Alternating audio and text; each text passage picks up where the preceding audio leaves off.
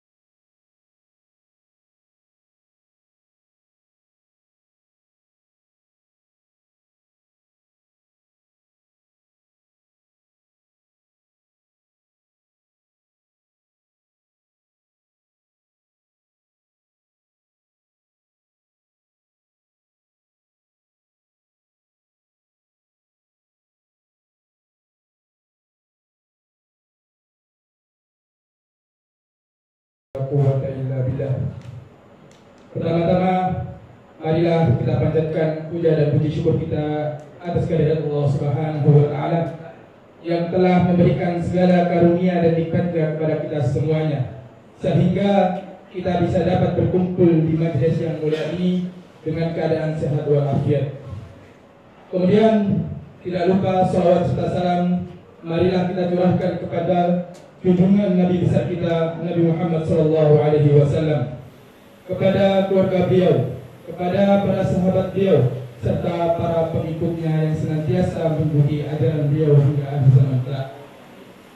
Kemudian kami ucapkan jazakumullah khairan kepada Al-Ustaz Al-Fadil Dr. Syafiq Riza Basalama hafizahullah ta'ala yang telah meluangkan waktunya untuk kita semuanya untuk menyampaikan nasihat dan tausiahnya. Dan tidak lupa kita ucapkan jazakumullah khairan katsiran kepada penyelenggara acara Bapak Yusuf Jonan hafizahullah ta'ala. Semoga Allah jadikan amal jariah bagi beliau kelak di akhirat. Ikhwati fillah, saudara-saudariku rahimani wa rahimakumullah. Perkenankan kami selaku pembawa acara untuk mengadakan rangkaian acara pada hari ini sebagai berikut. Yang pertama, sesi pembukaan. Yang kedua, inti acara atau penyampaian materi dari Al-Ustaz Al-Fadil Al-Ustaz Dr. Syafiq Riza Basalama hafizahullah ta'ala dengan materi mempersiapkan jalan untuk menuju akhirat. Yang ketiga, sesi tanya jawab. Yang keempat, sesi penutupan. Ikhwani fillah, saudara-saudariku azzalillahu wa iyyakum jami'an. Sebelum kita memasuki inti dari acara, maka kami menghimbau kepada para jemaah untuk memperhatikan tuntunan-tuntunan adab ketika menuntut ilmu dengan kita menyimak, mendengarkan serta mencatat apa yang disampaikan oleh pemateri. sehingga datangnya kita di tempat ini tidak menjadikan sia-sia dan semoga dinilai di sisi Allah Subhanahu wa taala. Baik, untuk mengikat waktu langsung saja kita beranjak pada rangkaian kedua, yaitu inti acara penyampaian materi dari Al-Ustadzul Al-Fadil Dr. Syafiq Riza Bassalama MA hafizahullah taala. Kepada beliau waktu dan tempat kami persilahkan.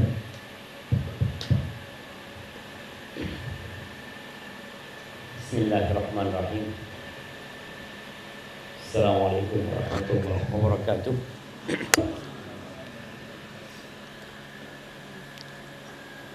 Ana heran ya, kenapa kok jauh dari ustadznya semua gitu ya. Kayak ustadznya kayak sendirian di sini tuh. Jangan deket-deket sama ibu-ibu, antum maju ke depan, antum jamaah seperti itu. Nah, loh. Insya Allah kan aman nih Pak Jonan kan? Suci kan? Iya. Ya kalau gini kajian sungguhan. Kalau tadi nonton ustadznya antum di sana, ustadznya ditonton.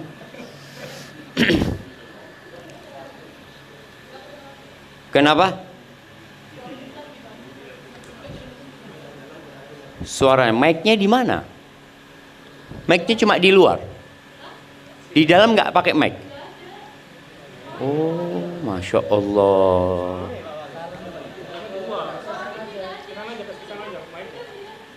Iya, Pak, taruh tengah aja mic-nya, apa salonnya. Tinggal colokannya ambil yang punyanya sini.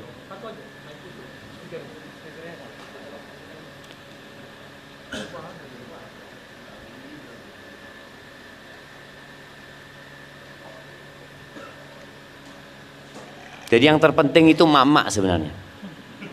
Kalau mak-mak baik, insya Allah bapak-bapaknya ikut baik gitu kan.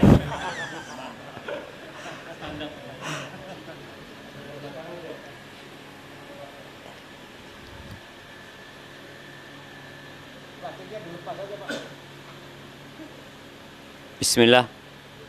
Loh, udah dicolok sudah. Ibu-ibu dengar? Taib.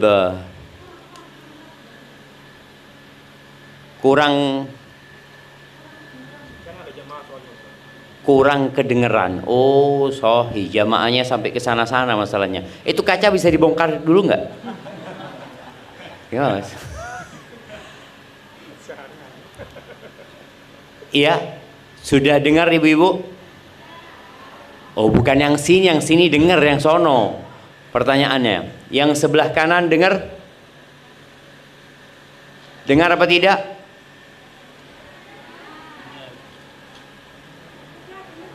Sudah dengar? Alhamdulillah alladzi jama'ana 'alal huda wat tuqa. Segala puji bagi Allah Azza wa Jalla yang mengumpulkan kita di atas petunjuk dan ketakwaan kepada-Nya. Allahumma salli wa sallim ala 'abdika wa rasulika Sayyidina wa maulana Muhammadin wa ala alihi wa ashabihi ajma'in. Ya Allah, semoga salawat dan salam, berkah dan nikmat senantiasa Engkau curahkan untuk hamba kekasih-Mu, untuk baginda Nabi kita Muhammad alaihi salatu wassalam, untuk keluarga beliau, untuk istri-istri beliau, untuk putra-putri beliau, dan untuk seluruh sahabat Nabi. Semoga Allah meridhai kita bersama mereka. Amma ba'd. Hari ini tanggal berapa jemaah? Tanggal berapa? Tanggal berapa? Tanggalnya umat Islam. Oh, pengajian tanggalnya. Ini tanggalnya wong Islam. Malam 19 kita insyaallah jemaah. 19 Rabiul Awal 1447 Hijriah. Kita mau berbicara tentang bagaimana mempersiapkan diri untuk akhirat. Karena sesuai dengan penilaian kita tentang akhirat, sesuai dengan itu pula persiapan kita. Berapa sih nilainya akhirat buat antum? Kalau nilainya 1 triliun umpamanya, maka kita akan bekerja untuk mendapatkan 1 triliun supaya dapat akhirat. Contoh mobil, kita tahu kita suka sama mobil ini. Mobil ini berapa harganya? Umpamanya Pajero kita ngomong. Berapa Pajero? 700? Anggap 700. Nilainya 700. Maka kita kalau ingin mobil itu, mau tidak mau kita harus menabung, mengumpulkan uang sampai harga mobil itu. Sekarang nilainya akhirat ini berapa? Antum nilai berapa akhirat itu? Kalau bicara akhirat ya, 2 rakaat sebelum subuh. 2 rakaat sebelum subuh itu khairun minad dunya wa ma fiha. Lebih baik dari rumah Pak Jonan ini. Lebih baik dari semua rumah yang ada di perumahan sini. 2 rakaat sebelum subuh itu lebih baik dari Indonesia seisi. Ternyata dengan 2 rakaat sebelum subuh kita sudah bisa mendapatkan yang lebih baik dari dunia dan isi. Tapi terkadang kita tidak semangat untuk melaksanakan itu. Taib. Nabi SAW pernah menyebutkan, la maudhi'u sauti ahadikum fil jannah khairun minad dunya wa ma fiha. Tempat pecut ya, dulu kan di zaman Nabi SAW kendaraan mereka adalah kuda, onta, keledai. Mereka butuh cemeti ya, pecut ya, sambil naik dipecut gitu ya, supaya lebih kencang. Mungkin 1 meter lah tempat biasanya mereka akan meletakkan itu di dinding rumahnya, di cantolno gitu ya. Tempat yang cuma segitu itu di surga khairun minad dunya wa ma fiha. Lebih baik dari dunia dan isinya. Yang jadi pertanyaan, persiapan kita apa?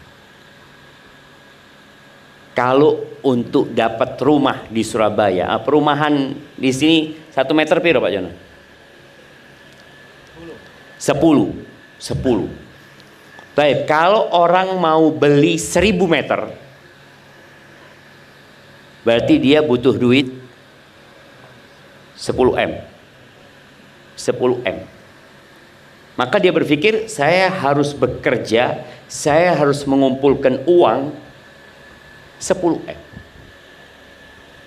Habis beli tanah, belum rumahnya. Bangun rumah 10M juga.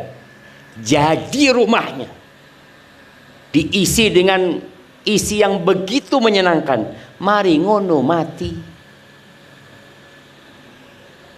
Dibawa rumahnya? Tidak ada.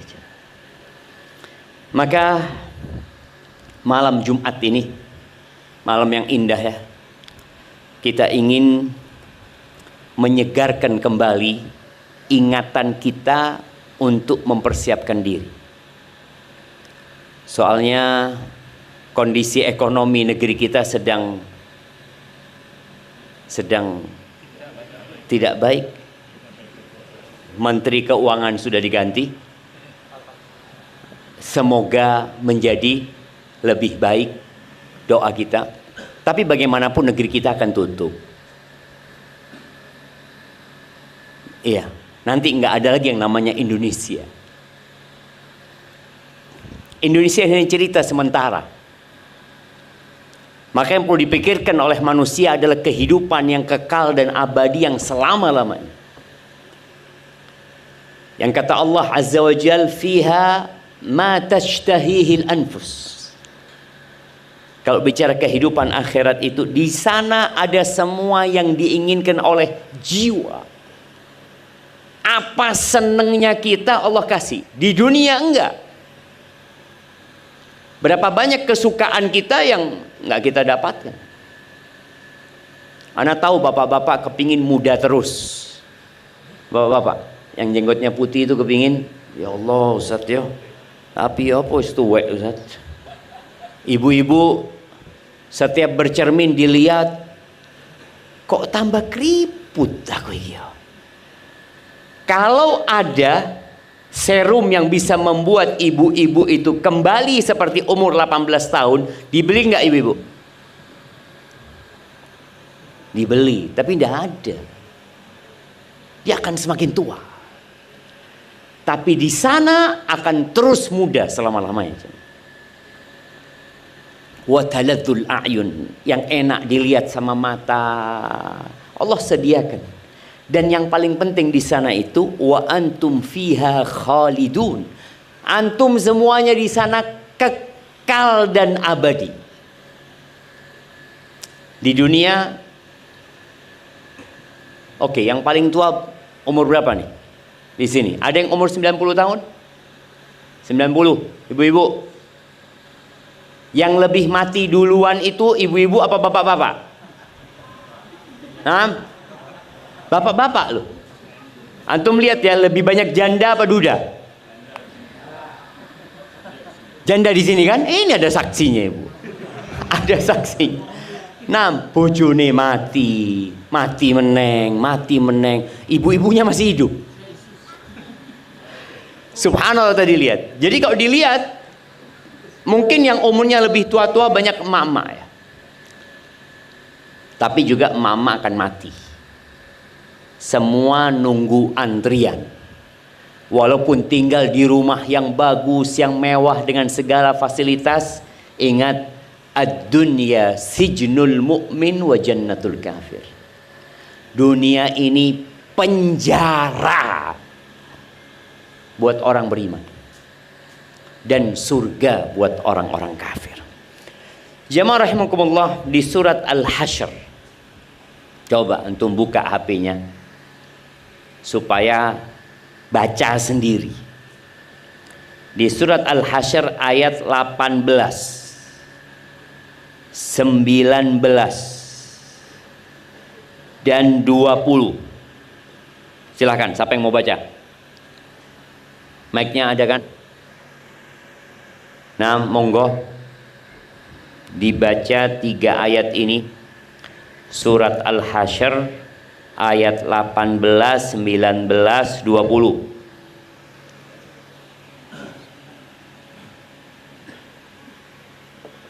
Ya, silakan dibaca. Ya ayyuhalladzina amanu taqullaha wal tanzur nafsum ma qaddamat lighad wattaqullaha innallaha khabirun bima ta'malun. Wala takunu kalladzina nasullaha fa'ansahum anfusahum ulaika humul fasiqun. La yastawi ashabun nari wa ashabul jannah. Ashabul jannati humul faizun. Ya, artinya. Baca artinya. Hai orang-orang yang beriman, bertakwalah kepada Allah dan hendaklah setiap diri memperhatikan apa yang telah diperbuatnya untuk hari esok akhirat, dan bertakwalah kepada Allah. Sesungguhnya Allah Maha mengetahui apa yang kamu kerjakan. Dan janganlah kamu seperti orang-orang yang lupa kepada Allah, lalu Allah menjadikan mereka lupa kepada mereka sendiri. Mereka itulah orang-orang yang fasik. Tidaklah sama penghuni-penghuni neraka dengan penghuni-penghuni surga. Penghuni-penghuni surga itulah orang-orang yang beruntung. Barakallahu fiik ya. Allah Azza wa Jalla memanggil orang-orang yang beriman. Ya ayyuhalladzina amanu. Di Al-Quran itu ada 89 kali Allah memanggil. Kenapa diulang-ulang, jemaah? Karena memang manusia itu pelupa. Abu Bakar As-Siddiq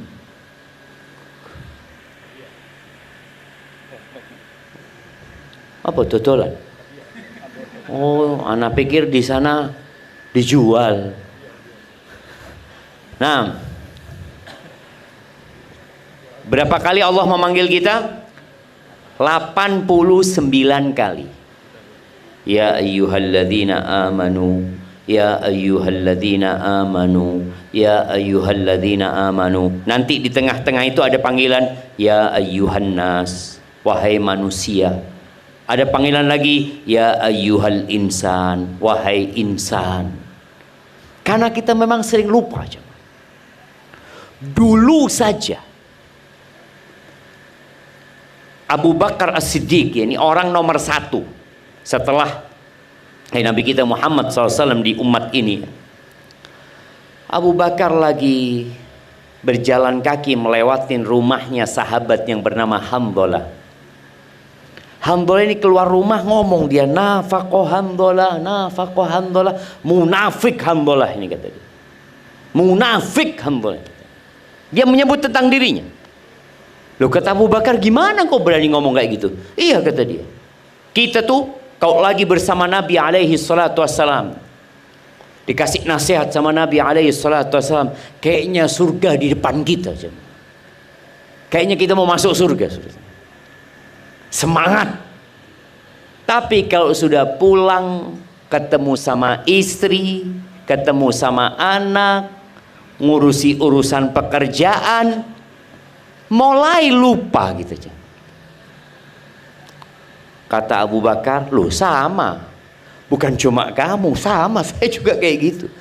Artinya kita kalau sampai rumah, nih habis kajian gini ya, orang kajian, betul katanya Ustadz itu. Pulang pegang HP, wis lali meneng. Nonton ini, nonton yang nggak bermanfaat. Maka akhirnya Abu Bakar dan Hamdalah radhiyallahu anhuma berangkat menjumpai Nabi alaihi salatu wassalam. Dan beliau menyampaikan itu wajar. Maka ya saatan ya Hamdalah. Tadi setelah kita sibuk sama dunia, ya sudah ngurusin urusan akhirat. Jangan semua dipikirkan akhirat, jangan semua memikirkan dunianya saja. Akhiratnya kalau ada waktu. Sebagian kita seperti itu. Akhirat itu sampingan. Salat itu kalau ada waktu. Taib, Allah mengatakan di sini wal tanzur nafsum ma qaddamat lighad. Hendaklah setiap jiwa itu memperhatikan apa yang telah dia persiapkan untuk hari esok. Ingat ya, dunia ini nggak punya masa depan. Apa masa depannya antum? Nggak ada. Ya sering ana sampaikan, mana Bung Karno? Mati. Padahal sempat jadi presiden. Mana Soeharto? Mati. Setelah Soeharto siapa? Habibie. Kemana Habibie? Mati. Habis Habibie siapa? Gus Dur. Kemana Gus Dur? Ya mati. Habis Gus Dur, Bu Mega. Mana suaminya Ibu Mega? Mati. Terus habis Ibu Mega, SBY. Mana istrinya SBY? Mati. Tidak ada. Artinya bagaimana seorang istri tinggal mati oleh suaminya yang dia cintai? Sedih dia. Bagaimana SBY ditinggal mati oleh istri yang dia cintai? Sedih. Itu sebagai pelajaran buat kita, nggak punya masa depan dunia. Dan dunia ini tidak bersahabat dengan siapapun. Dengan para nabi, tidak ada. Mati semua nabi. Nabi Sulaiman mungkin sempat menjadi raja yang tidak tertandingi. Yo mati Nabi Sulaiman. Itu dunia. Maka hendaklah kita mempersiapkan diri untuk hari esok. Bicara masa depan. Kapan masa depan kita? Ya setelah kematian. itu baru masa depan. Dalam sebuah hadis yang diperselisihkan kesahihannya, Nabi SAW mengatakan, al-kayyis man dana nafsahu wa amila lima ba'dal maut. Orang yang cerdas itu, orang yang IQ-nya tinggi. Siapa? Yang suka bermuhasabah, ngitung-ngitung dirinya. Makanya orang-orang cerdas di dunia ini ada istilah tutup buku. Ada istilah evaluasi. Dia mengevaluasi setahun ini keuntungan kita berapa. Kita rugi. Kenapa kok kita rugi? Omset naik, tapi kok rugi kita? Orang cerdas itu akan selalu melakukan evaluasi terhadap usaha dia. Ini urusan dunia ya. Tapi ternyata untuk orang cerdas yang sebenarnya, dia melakukan evaluasi terhadap dirinya. Contoh, hari ini ana baca Quran berapa juz? Kok juz susah? Sak lembar aja tidak sampai. Itu evaluasi.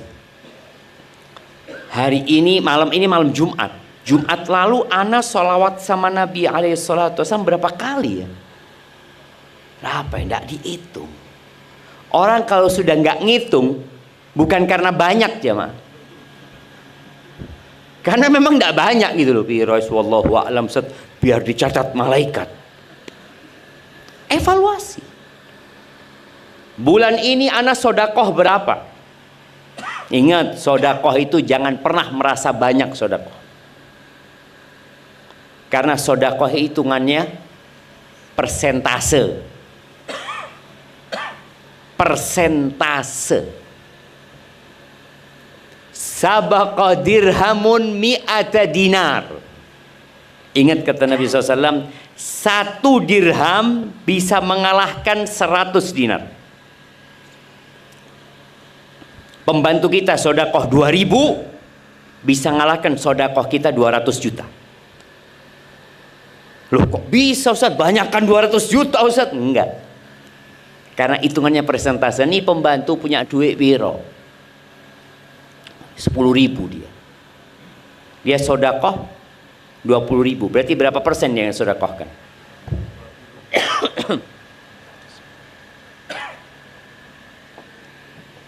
Alhamdulillah 20%. Bapak sodakoh 200 juta. Duitnya berapa? 200 miliar. Berapa persen? 1%. Berarti lebih kaya siapa? Pembantunya. Lo lihat coba. Kata Nabi SAW, ini orang yang sedekah 1 dirham, dia hanya punya 2 dirham. Kita tahu ya, ada masyarakat yang hidup hari itu untuk hari itu. Jadi dia kerja, dapat gaji umpamanya, dapat uang, upah dia, dapat upah, anggap 100.000. Kemudian 50.000 dia sodakohkan. Berarti yang dia sodakohkan berapa? Setengah hartanya. 50%. Sedangkan yang 100 dinar tadi, 100 dinar ini jamaah 425 gram. Berarti berapa juta? Ya sekarang kayaknya 900-an. Iya. Atau 850 lah. 2 juta sekarang. Tuh, kali 2 juta. 850 kok 2 juta. Dia sodakoh 850 juta. Tapi dari uang setumpuk yang ada di gudangnya, tidak ada apa-apanya gitu. Dia ngambil sedikit, sudah banyak dia kasihkan. Maka tadi sama, jangan pernah merasa banyak. Kalau kepingin ngelihat, jangan ngelihat yang dikeluarkan, ngelihat yang disisakan. Jadi kalau saudara itu ngelihat, kalau mengeluarkan dompet ya 100.000, lihat sebelahnya perak 5.000. Aku 1.000. Itu dompetnya cuma 10.000. Antum isi dompetnya 2 juta. Lebih baik dia jemaah. Kalau kita tidak pernah melakukan evaluasi, kita itu akan merasa sudah baik. Makanya Allah Azza wa Jalla memerintahkan kepada kita untuk memperhatikan. Dan cara mempersiapkan itu ya perlu ilmu. Apa yang perlu dipersiapkan gitu loh. Apa aja yang perlu dibawa. Kayak umpamanya kalau orang mau berangkat umroh. Dikasih tahu jangan lupa bawa ihram. Karena kita butuh ihram. Jangan lupa bawa paspor. Wah, tidak perlu paspor. Saya orang kaya. Sudah kenal sama saya semua di bandara. Masih wong soge. Ke bandara tidak bawa paspor. Bisa? Tidak bisa. Tadi ada hal-hal yang perlu dipersiapkan. Semuanya. Contoh, apa lagi? Baju ihram, paspor, tiket pesawat. Antum kalau nggak punya tiket pesawat, nggak akan bisa berangkat. Tapi kita dengarkan azan dulu, baru kita lanjutkan. Kenapa? Iya, sholat isya-nya diakhirkan nanti di sini jemaah ya. Orang.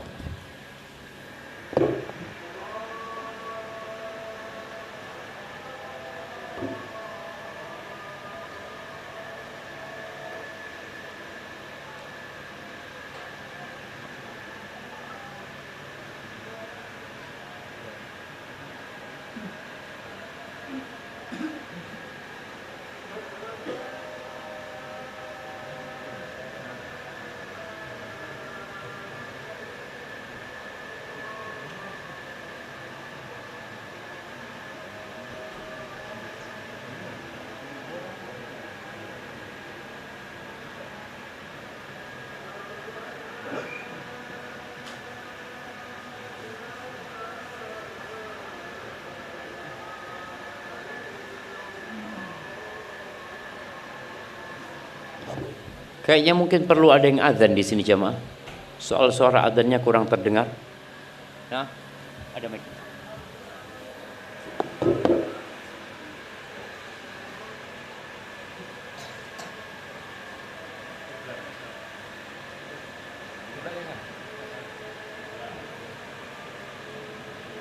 Allahu Akbar, Allahu Akbar. Allahu Akbar, Allahu Akbar.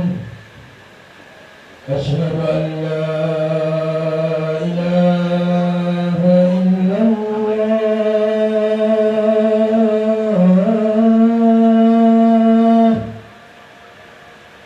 Asyhadu an la ilaha illallah. Asyhadu anna Muhammadan Rasulullah.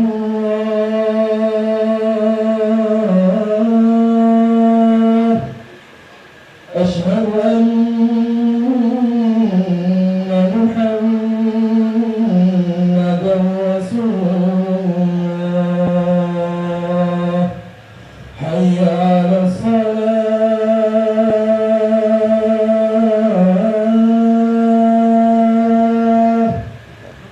Hayya 'alas salah.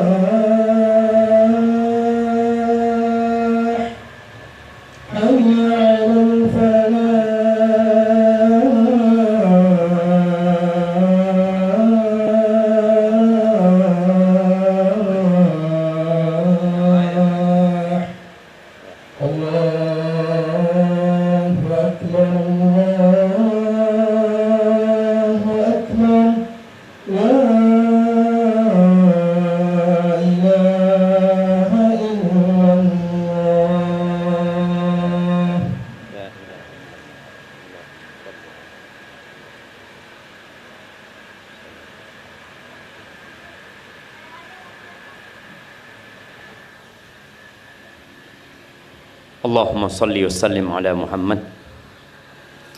Jadi mempersiapkan untuk hari esok itu dengan cara melakukan evaluasi tadi. Kita hitung-hitung apakah persiapan kita sudah cukup apa enggak. Oh alhamdulillah saya sudah banyak amal solehnya. Coba dilihat, ikhlas enggak kita? Nabi Ibrahim saja ketika dia bangun Ka'bah, apa doanya? Rabbana taqabbal minna. Ya Allah, terimalah dari kami ya Allah. Takut tidak diterima. Kalau itu Nabi Ibrahim, apalagi kita jemaah. Maka jangan merasa sudah baik.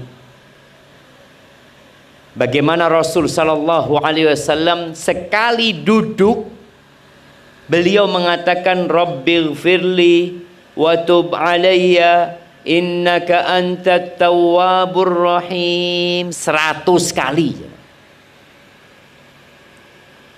Dan beliau tiap hari. Kalau kita sekali-kali cuma. Tidak tiap hari.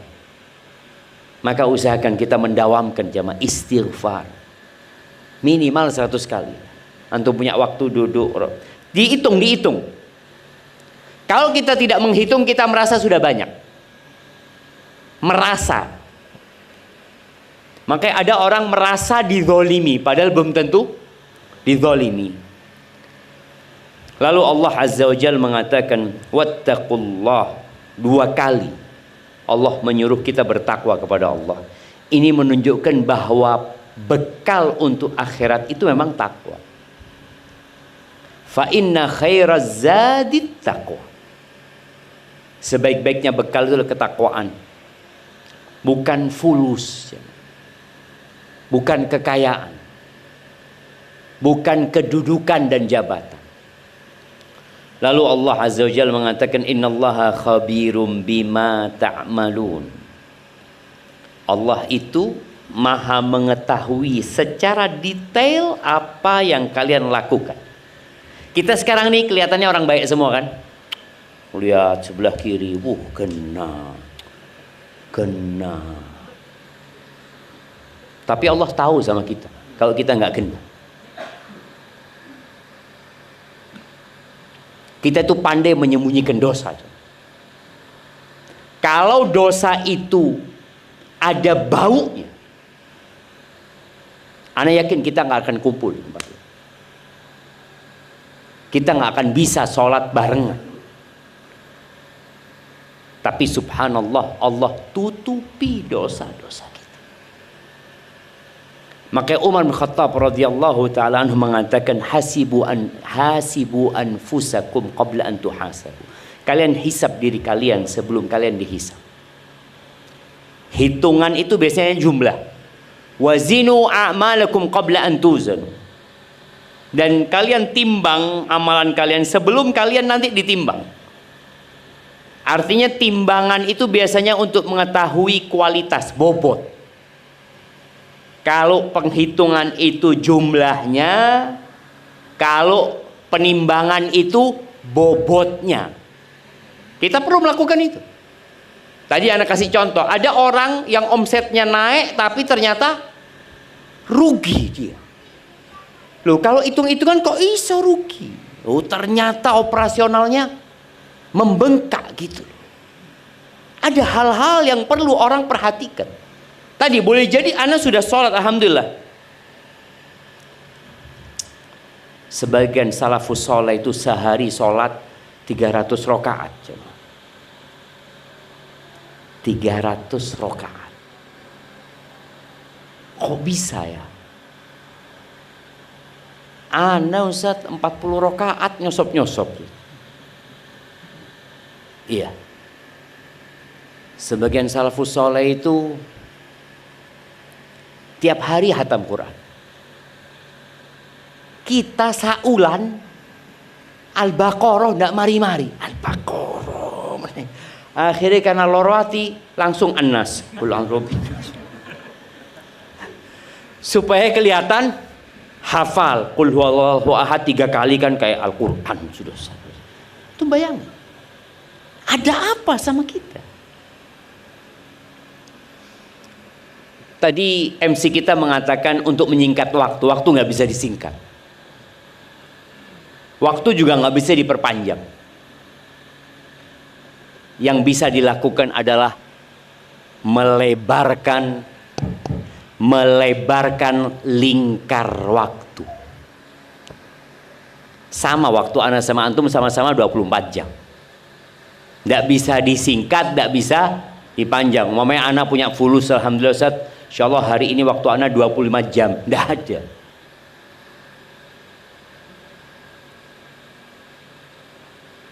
Tapi dilebarkan lingkar waktu bisa.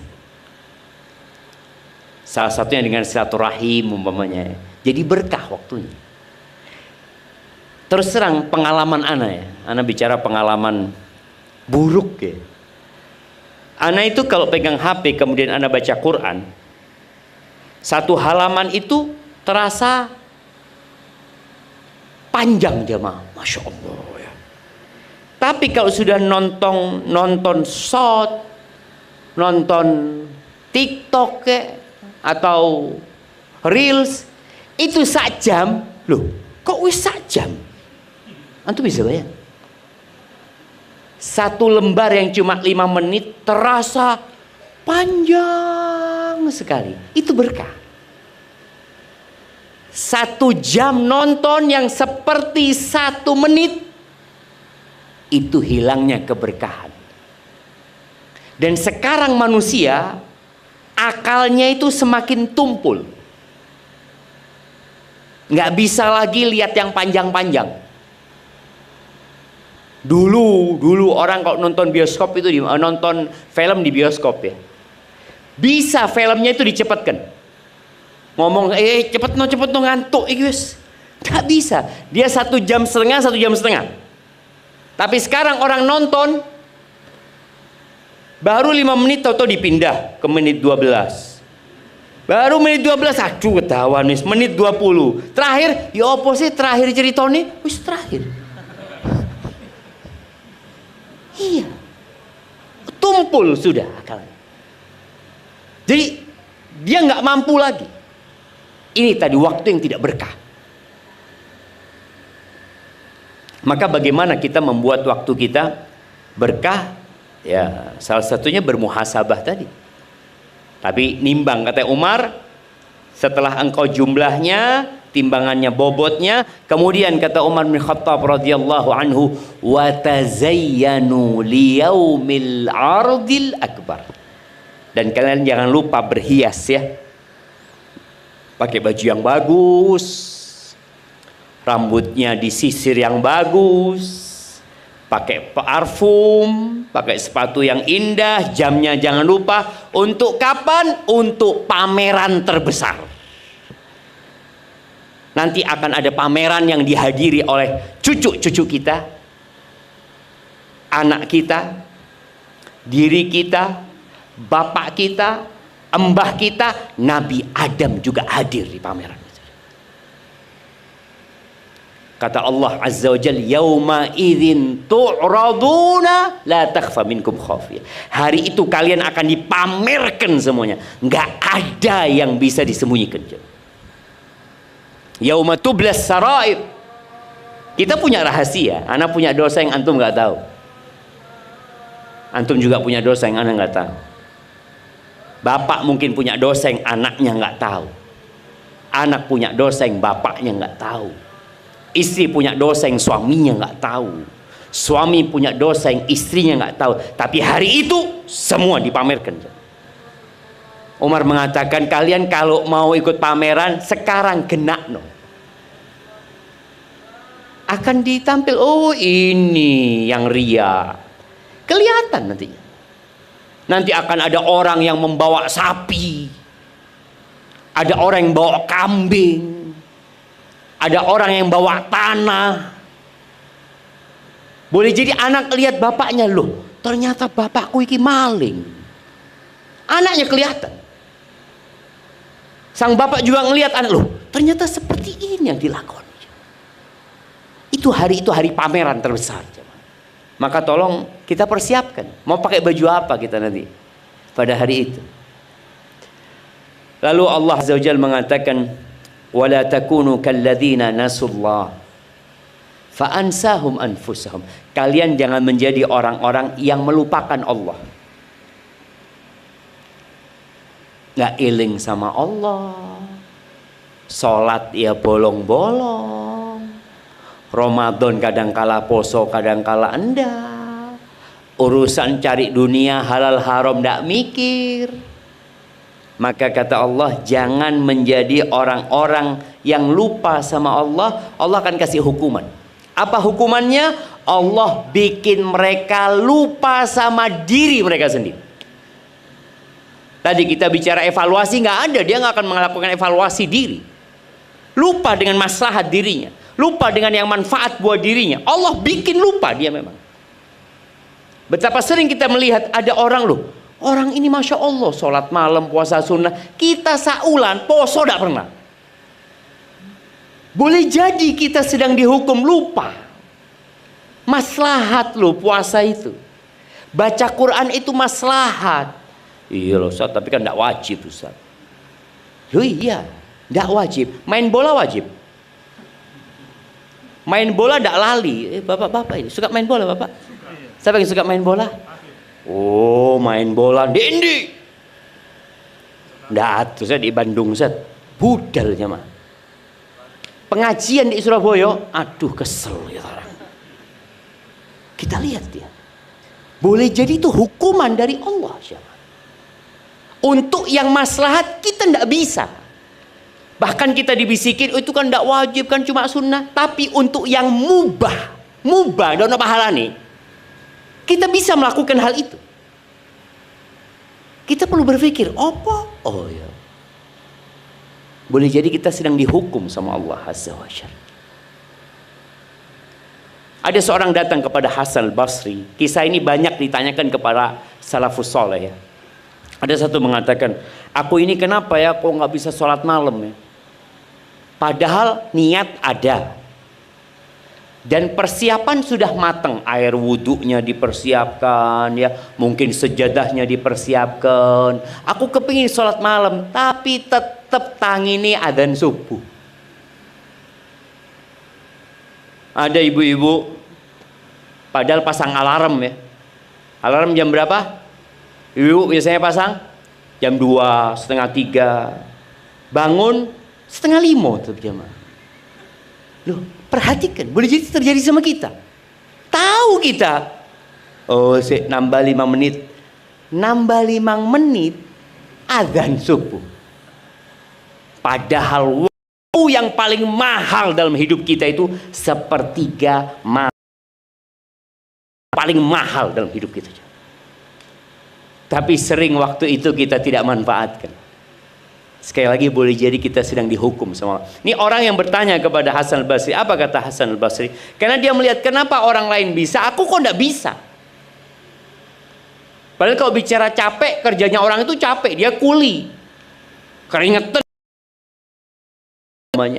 Tapi kok aku nggak bisa? Kata Hasan al-Basri, qayyadatka dhunubuka. Engkau dirantai sama dosa-dosa. Ketaatan itu melahirkan ketaatan.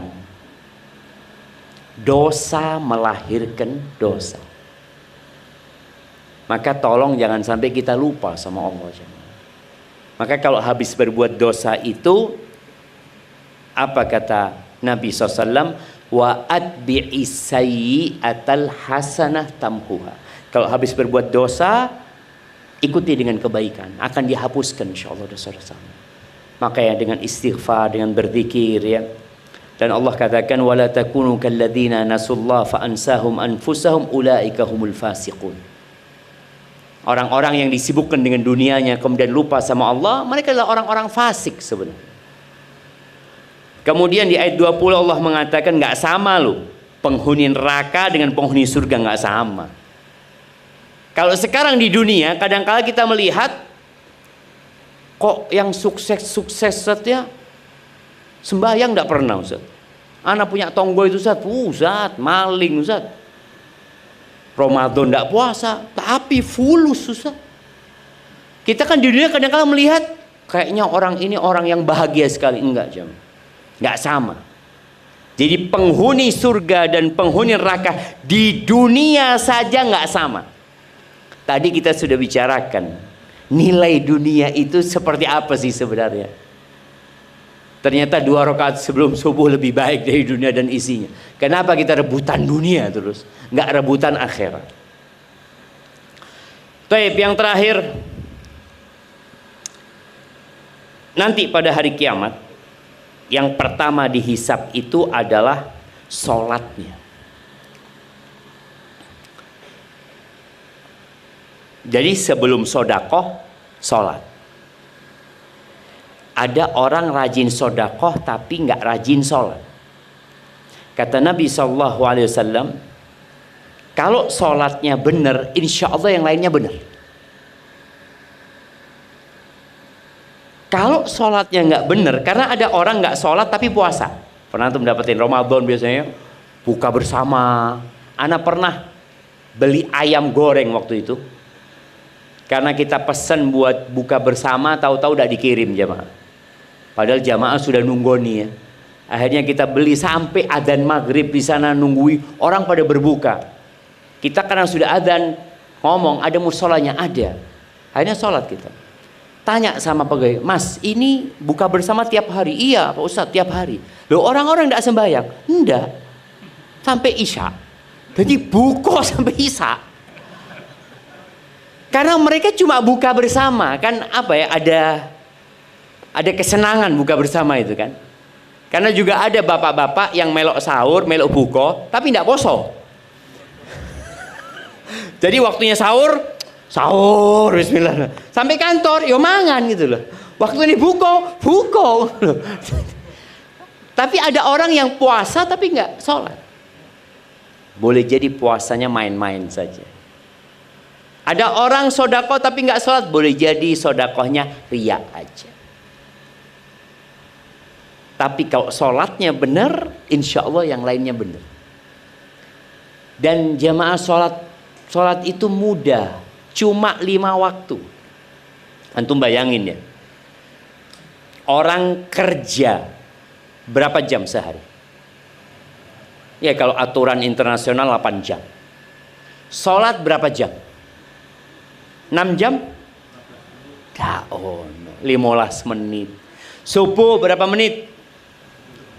5 menit lah. Imamnya panjang ya kita pindah masjid, tidak apa-apa gitu kan. Iya tidak apa-apa jemaah. Ketahuan Imam Ustaz. Tidak apa-apa. Artinya kan yang penting sholatnya 2 rakaat gitu kan. Subuh cuma 2 rakaat gitu. Kemudian zuhur 4 rakaat. Asar 4 rakaat. Maghrib 3 rakaat. Isya 4 rakaat. 17. Kalau per waktu sholat 10 menit, anggap 10 menit. 10 kali 5? Tidak sampai 1 jam. Tapi berat kita. Memang mau masuk surga itu butuh perjuangan jemaah. Masuk surga itu membutuhkan perjuangan. Masuk neraka delosor, tidak perlu berjuang. Jadi kalau kita bicara mau masuk surga itu jalannya naik mendaki. Kalau mau masuk neraka, wis tutup neraka ternyata. Iya jemaah. Kalau mau masuk surga tidak tutup-tutup jemaah. Ya Allah. Sembahyang meneh. Aduh azan. Setas mangan wis azan. Padahal sebenarnya ujiannya itu karena kita kurang disiplin aja. Dan ketika antum sholat, antum akan mendapatkan kenikmatan yang nggak didapatkan dengan makan dan minum. Kita tahu tubuh kita ini tercipta dari 2 unsur. Unsur tanah dan unsur ruh. Unsur tanah itu tadi makan, ya olahraga, tidur. Unsur ruh ini ya ibadah tadi. Baik, kemudian persiapan untuk hari akhir ini, tolong ada 4 pertanyaan yang antum mulai sekarang sudah catat. Aku akan ditanyain. Jadi nanti bisa jawab. Yang ditanya an umrihi, umurnya buat apa? Kemudian masa mudanya. Di riwayat lain disebutkan tubuhnya.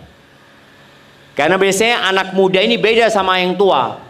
Wis tuwek wis mambu kuburan biasa nak masjid. Oh iya saiki nak masjid Ustaz. Biyen ndak pernah nak masjid wong Ustaz. Iya, akan ditanya masa mudanya. Ditanya. Tubuhnya itu dibuat apa? Kalau sudah tua nggak mampu kemana-mana. Ada orang yang mampu naik gunung. Lihat apa? Mau lihat sunrise. Naik gunung. Jam berapa berangkat biasanya jamaah? Jam berapa? Loh, jam piro? Jam 3. Jam 3 kan? Delok sunrise. Padahal munggah genteng ketokan sunrise. Oh lain Ustadz, rasanya lain. Ya wis apa-apa wis. Ini kan bicara rasa gitu ya. Tapi tadi kita lihat ya, dia mampu. Mampukah engkau sholat malam seperti engkau melakukan perjalanan melihat sunrise? Mampu enggak? Kadang-kala berat. Kalau lihat sunrise itu dunia, sholat ini akhirat. Pokoknya urusan dunia, karena kita seneng jamaah, ya enjoy gitu. Ada orang naik sepedaan, sehari berapa kilo? Enggak lama loh Zat. Ya anak 2 jam. 2 jam berapa kilo jangan? Naik sepeda. Hah? Berapa? Loh, terus no. 90 kilo. Oh, banter ya jemaah. Iyalah, anggaplah tadi 30 kilo dia bisa melakukan itu. 2 jam dia bisa jemaah. Pas sholat malam, Allahu Akbar. Witir 3 rakaat, qul huwallahu ahad, qul a'udzu birabbil falaq, qul a'udzu birabbin nas. Alhamdulillah sahih. Cuma bayangkan tadi engkau 2 jam ini sholat witir 5 menit seakan-akan sudah melakukan sesuatu yang besar sekali. Diguyu-guyu sing numpak sepeda. Iki 2 jam. Tapi memang itu jam. Ana rasakan sendiri. Ana bisa umpamanya jalan kaki ya 45 menit, sholat 45 menit, lihat jam, loh, si oleh 10 menit ternyata. Berkah jamaah. Berkah waktu kita kalau kita ibadah itu.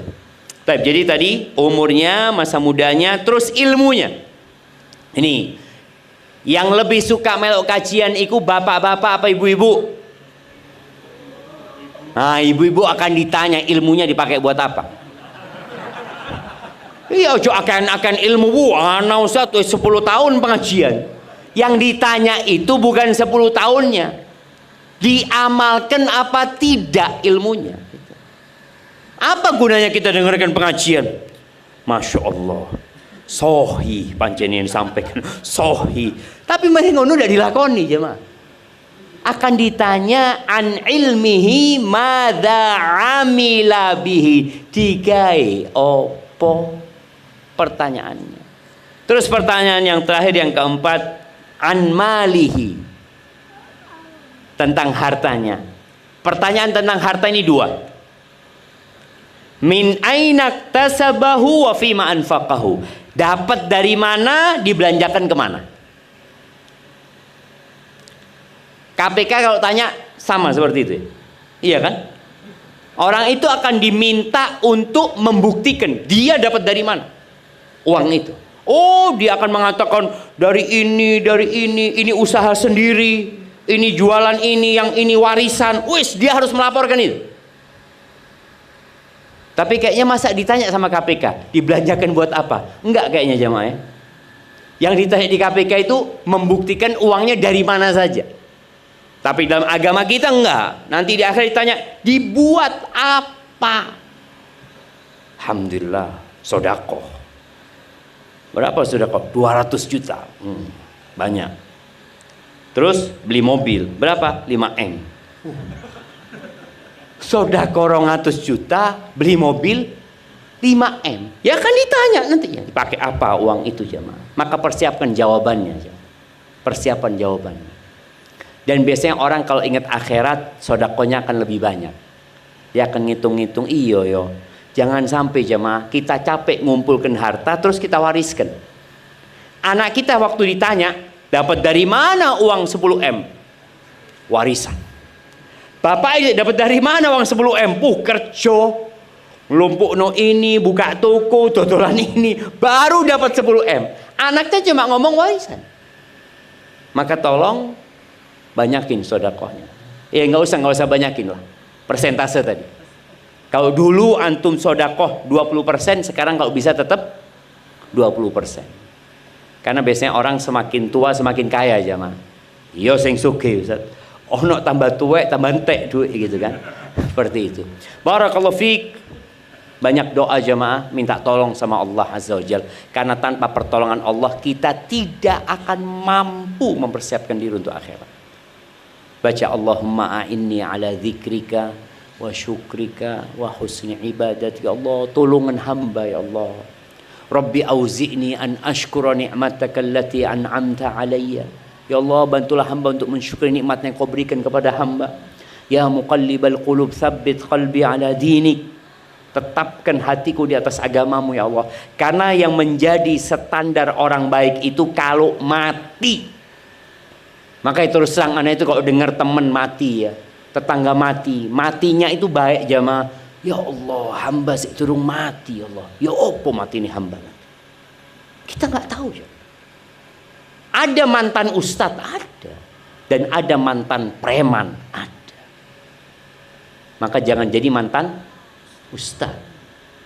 Jadilah mantan preman jadi ustadz. Alhamdulillah kan seperti itu. Jadi yang sudah baik jaga kebaikannya. Terus mohon ampun kepada Allah atas dosa-dosa kita. Itu yang dapat Anda sampaikan, kurang lebihnya mohon maaf. Kalau ada pertanyaan saya persilahkan. Mungkin berapa pertanyaan Pak Jonan? 3. Nah, itu ada pertanyaan. Kasih mic-nya belakang.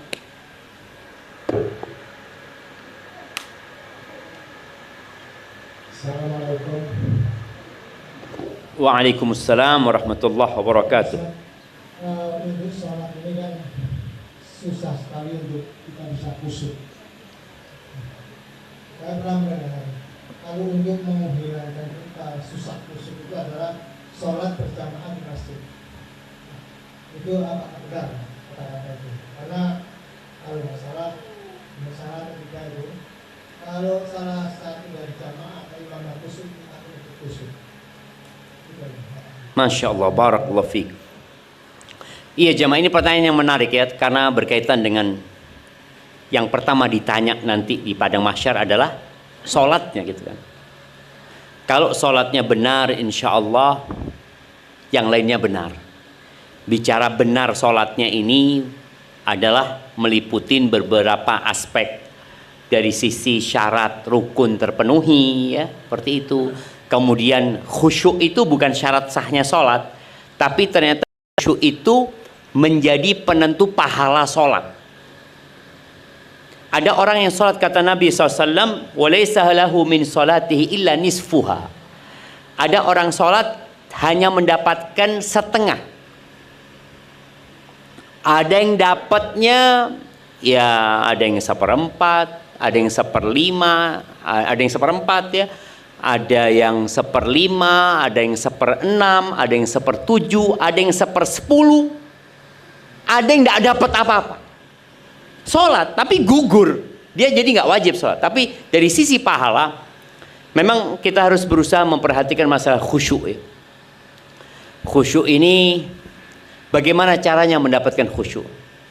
Kalau dikatakan sholat di masjid bisa khusyuk, insya Allah ya. Tapi juga boleh jadi tidak. Ada orang sholat berjamaah di masjid, sebelum takbir ikut ngirim WA. Taruh terus. Allahu Akbar. Mikiri WA ini. Iki uang jawab apa kira-kira seperti itu. Jadi khusyuk itu harus dipersiapkan dari diri kita sendiri dulu. Kemudian tempatnya. Tempat itu juga mempengaruhi kekhusyuan. Jadi ada faktor internal, ada faktor eksternal. Orang kalau sudah dirinya khusyuk, mau di depannya ada apapun dia akan khusyuk. Tapi kalau dirinya belum khusyuk, maka ada orang yang lihat sejadah itu, mikiri sejadah itu. Iki kira-kira piro regane? Kok empuk sejadah iki? Loh iya jemaah. Padahal di masjid ini sudah. Dan kalau dikatakan apabila ada imamnya khusyuk ya, insya Allah semuanya dapat khusyuk, enggak sebenarnya. Jadi tetap ya kita enggak khusyuk gitu loh. Berapa sering kita sholat, imamnya mau copo mau ya. Al-Fatihah, ya jelas Al-Fatihah. Mari ini Al-Fatihah mau coba surat apa? Kadang-kadang kita lupa. Jadi memang harus mempersiapkan diri. Di antara caranya mempersiapkan diri itu memang ya kita berwudu. Dalam wudu itu sudah menata hati. Kalau aku mau berjumpa sama Allah Azza wa Jalla. Kemudian setelah itu tadi kalau dikatakan kita berjalan ke masjid ya, usahakan kita baca doa ke masjid. Masuk masjid usahakan baca doa masuk masjid. Kalau belum waktu qomat usahakan sholat sunnah. Ini semua adalah persiapan menuju kepada khusyuk tadi. Dan di antara yang membantu orang khusyuk itu kondisi hati. Biasanya orang itu kalau punya masalah khusyuk, utang ya, mamanya, ya Allah hamba ini tidak mampu ya Allah, maka dia akan khusyuk dalam sholatnya. Tapi kalau masalahnya sudah selesai, biasa-biasa aja. Maka berapa banyak orang ketika punya masalah di soft pertama sholatnya, sudah selesai masalahnya, jadi imam dia. Tapi imam yang telat, jadi imamul masbuqin ya. Jadi juga yang membantu orang khusyuk itu memahami yang dia baca. Jadi usahakan Al-Fatihah itu kita ulangi baca tafsirnya, kita ulangi lagi. Ketika kita ruku sujud, bacaan ruku sujud itu bermacam-macam. Maka usahakan kita menghafal yang baru-baru. Artinya yang diajarkan Nabi SAW. Kita mau biasanya hafal cuma Subhana Rabbiyal A'la.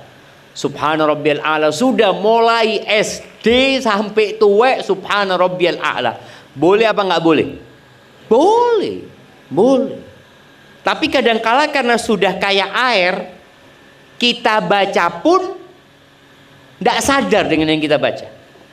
Coba ditambahin bacaan-bacaan yang tambahin doa umpamanya. Setelah baca Subhan Rabbil A'la, ana mau baca doa, Rabbighfirli wa liwalidayya warhamhuma kama rabbayani shaghira. Atau ana mau baca Subhanadzil jabaruti wal malakuti wal kibriya'i wal 'azamah. Kalau baru belajar biasanya mau baca itu ngiling-ngiling saja mah. Opo bocoane. Terus bacaan suratnya usahakan juga nambah. Umpamanya kita cuma hafal 5 surat, usahakan ada tambahan lah. Dan ana senantiasa memotivasi jamaah ini kalau bisa hafalan Qur'annya itu sesuai dengan umurnya. Jadi yang umur 37 tahun hafal juz amma. Kan juz amma 37 surat. Masa dah mampu setahun sepisan hafal 1 surat? Waduh, berat Ustaz. Bukan berat, memang tidak niat. Tidak niat ya mak. Maka seperti itu. Jadi insya Allah dengan seperti itu kita akan lebih khusyuk ya. Barakallahu fikum. Nah, ibu-ibu ada pertanyaan? Iya, sebelum ibu-ibu ada bapak-bapak sini. Assalamualaikum warahmatullahi wabarakatuh. Waalaikumsalam warahmatullahi wabarakatuh. Ustaz, di akhirat nanti kan kita ditanya tentang umur, kekayaan dan lain-lain, kita buat apa? Afan, diulangin. Di akhirat nanti kan kita ditanya tentang umur, Tentang? umur, kekayaan dan lain-lain, itu kita buat apa? Itu yang menjawab lisan kita atau iman kita. Kalau mungkin kalau di KPK kan kita bisa menjelaskan dengan mulut kita dengan mungkin berbohong atau berlibat lah menjawabnya lah. Kalau di akhirat nanti gimana Ustaz? Masya Allah. Barakallahu fikum. Iya, kalau bicara hisab nanti, orang itu akan berbicara dengan Allah tanpa ada penerjemah. Kita akan ngomong tanpa akan ada penerjemah. Orang-orang yang soleh, orang-orang yang baik, ya mungkin dia akan menjawab dengan lisannya. Orang-orang yang jujur. Ya. Tapi ada orang-orang yang nggak jujur. Bahkan dia ngeyel. Rasul sallallahu alaihi wasallam mengatakan, "Man nuqishal hisab udzib." Barang siapa yang hisapnya itu ada balas, ada bantah-bantahan, orang ini akan diazab sudah. Jadi enggak, saya tidak melakukan itu, ini, itu. Akhirnya dia minta saksi. Disitulah nanti akan dikunci mulutnya. Kemudian tangan, kaki, kulitnya akan bersaksi. Tapi ada orang yang enggak. Dihisap dia jawab dengan lisan. Allah Azza wa Jalla mengatakan, ini salah satu pemandangan hisap pada hari kiamat ya. Ada yang orang ini ditanya sama Allah, engkau melakukan dosa ini hari ini, kata. Naam ya Allah. Terus dosa ini, kata. Iya ya Allah.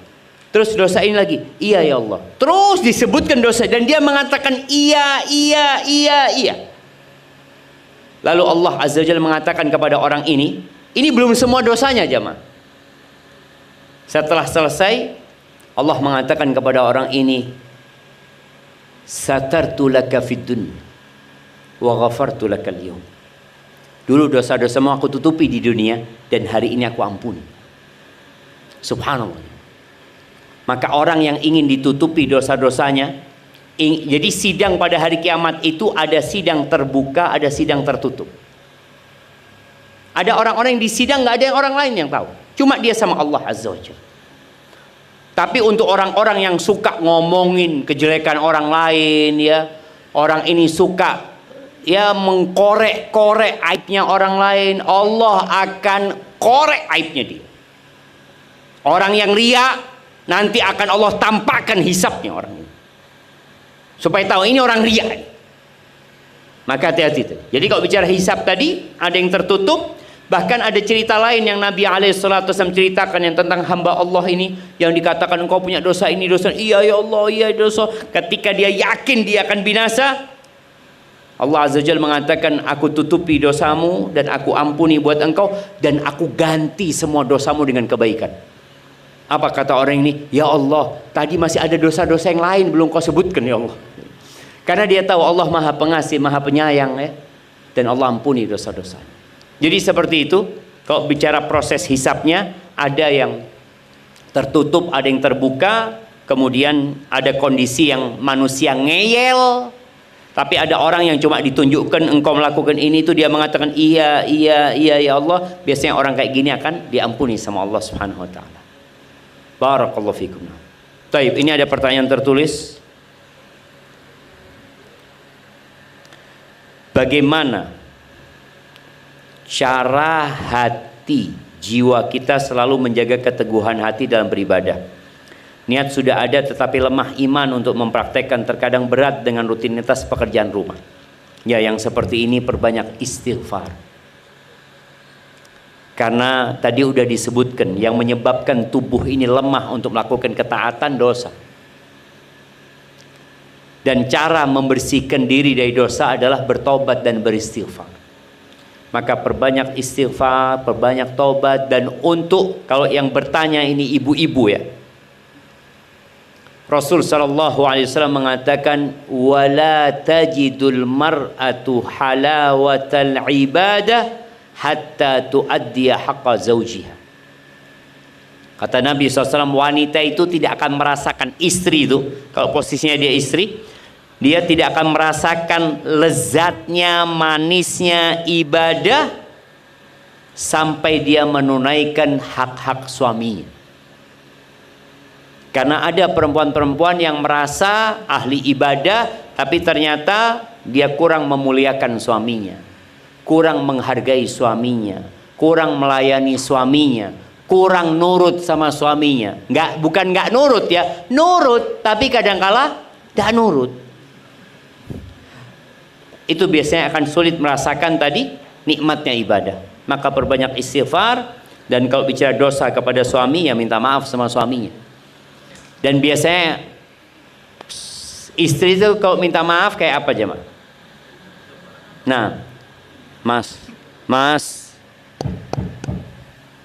njaluk sepuro, aku njaluk sepuro, Mas, lek duwe salah. Tadi tutu njaluk sepuro ndak jemaah. Ndak ngaku lek duwe salah. Masih ngomongnya lek duwe salah. Jangan lagi seperti itu ibu-ibu. Kalau minta maaf sama suaminya, Mas, aku njaluk sepuro, ake dosaku Mas.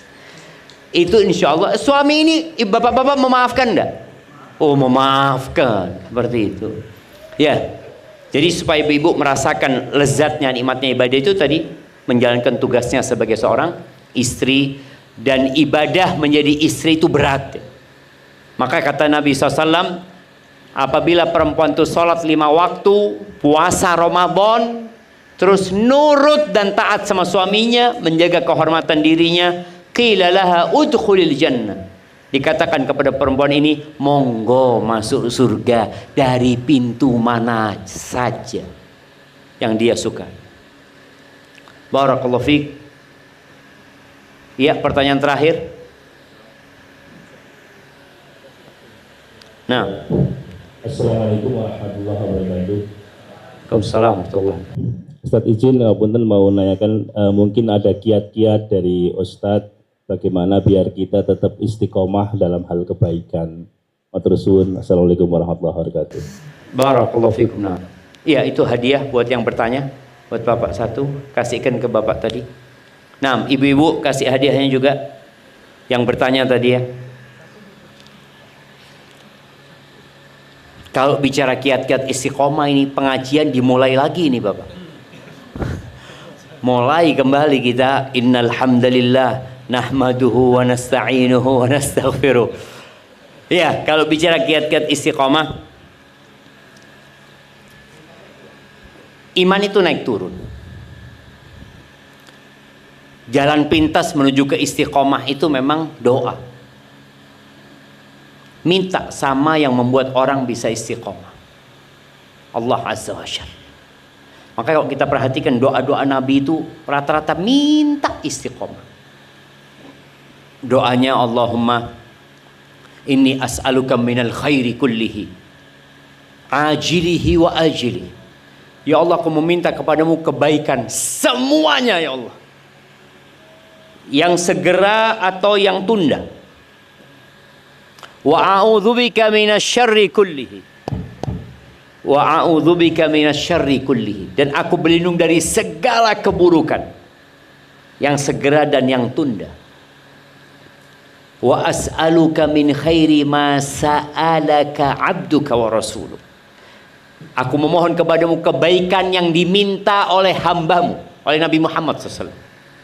Wa a'udzubika min syarri ma 'adza bihi 'abduka wa nabiyyu. Dan aku berlindung dari keburukan yang nabimu berlindung dari keburukan itu. Wa as'alukal jannah.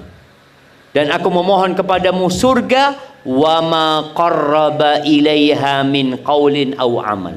Dan semua yang bisa mendekatkan ke surga, baik itu ucapan atau perbuatan. Wa a'udzubika minan nar. Dan aku berlindung kepadamu dari neraka. Wa ma qarraba ilaiha min qaulin aw amal. Dan yang mendekatkan ke neraka, baik itu ucapan atau perbuatan.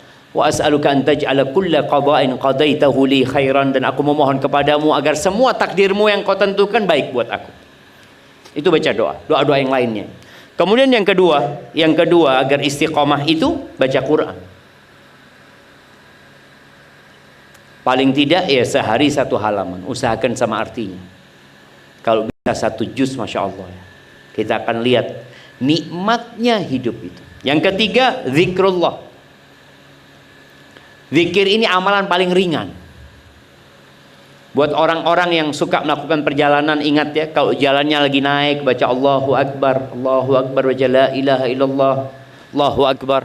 Kalau lagi turun, baca subhanallah ya, memuji Allah, menyucikan Allah Azza wa Jal. Naik kendaraan, baca zikir. Keluar rumah, baca zikir ya. Semuanya kita baca.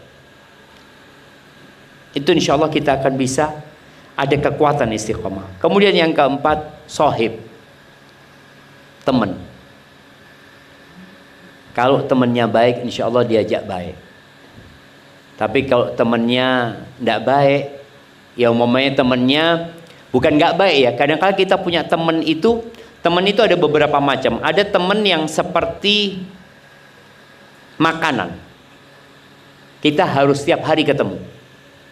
Jadi kalau bicara makanan, ana wis 7 hari tidak makan Ustaz, yo mati gitu. Tadi ada kawan yang kita perlu ketemu tiap hari, seperti makan. Ada kawan ya yang seperti obat, kalau butuh saja. Kalau antum sering-sering ketemu kawan yang obat itu, overdosis nanti. Akhirnya jadi penyakit. Jadi kalau yang pertama itu seperti orang-orang soleh, ya orang-orang baik, yang kita ketemu hanya untuk bicara tentang ya akhirat, bicara tentang bagaimana menyelamatkan diri dari fitnah dunia. Kalau kedua ini biasanya teman-teman bisnis, butuh kita. Kita ketemu relasi kita apa, tapi jangan keseringan. Yang awalnya bisnis akhirnya jalan-jalan ini itu, akhirnya waktu kita habis. Yang ketiga, ada teman yang kayak racun. Kalau kita ketemu sama dia ya sudah, kita akan rusak nantinya. Itu mungkin beberapa kiat jemaah. Barakallahu fiik. Mungkin itu menjadi pertanyaan terakhir ya dalam pertemuan kita kali ini. Yang benar dari Allah Azza wa Jalla, yang salah dari diri kita, dari anak sendiri. Allah dan Rasul yang terbebaskan dari kesalahan itu. Mungkin kita akan tutup dengan sholat isya berjamaah. Subhanakallahumma bihamdika asyhadu an la ilaha illa anta astaghfiruka wa atubu ilaik. Assalamualaikum warahmatullahi wabarakatuh. Ana kembalikan ke MC kita.